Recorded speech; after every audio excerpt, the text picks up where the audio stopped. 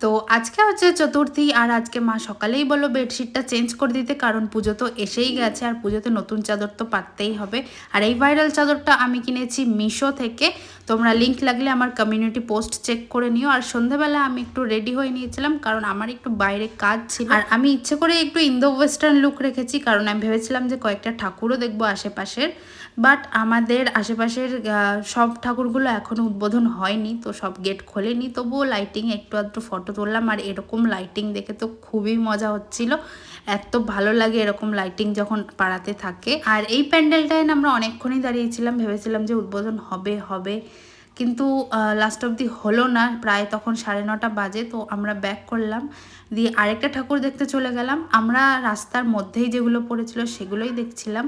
আর এখানেই যে মেলাটা বসে, ভাবলাম যে মেলাটা অ্যাটলিস্ট খুলবে, সেটাও তো খোলেনি।